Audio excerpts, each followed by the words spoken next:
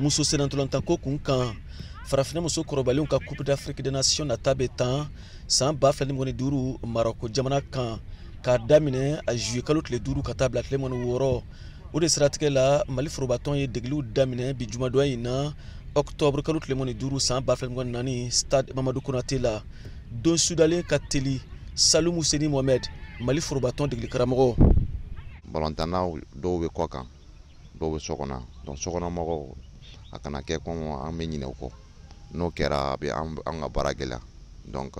mɔgɔw ka kuma don ko ni sola ka wuli i bɛ se ka ɲɛ sɔrɔ donc a ka kan minnu fana bɛ yan an ka baaraw bolo da n'olu ye pour que an ka se ka équipe ɲuman labɛn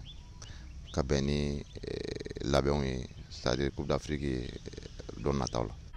Mali ka laɲini Maroko kɛnɛ kan san 2015 Salou Mouseni Mohamed Mali degeli karamɔgɔ. Muso balontan bi bi na Mali bɛ kunkɔrɔtalen don muso kunda an b'o de sira kan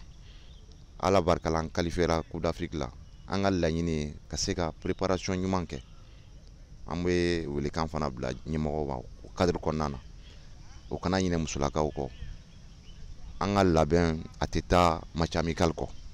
o match amical o de b'a to u b'an lili don o b'a to an bɛ se ka faamuyali caman sɔrɔ yanni kulon yɛrɛ cɛ badenya balontan fana bɛ bolo dalen don novembre kalo kɔnɔna na ni ala ma basi kɛ o kan ka kɛ Maroc jamana kan a bɛ se ka kɛ ani Maroc a bɛ se ka kɛ Maroc ka fara Mali kan ka fara équipe jamana wɛrɛ kan donc an ka san laban min na n'an participera an danna demi-finale la an ye coupe du monde jɛ dɔɔni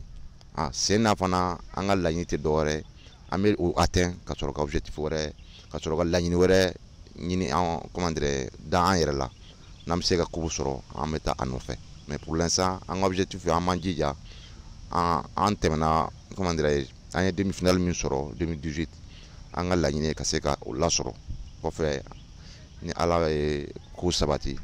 ka ɲɛtaga sabati an ye an bɛ baara k'a kɔnɔna fana la ka se ka Mali kunkɔrɔta n'o ye. Mali forobatɔn degeli karamɔgɔ y'a jira ko ɲinama kɛ Mali muso senatolantanaw kɔ minnu bɛ jamana kɔ kan VOA Bamara tɔgɔ la Bamakɔ Siyaka Traoré kala seli don.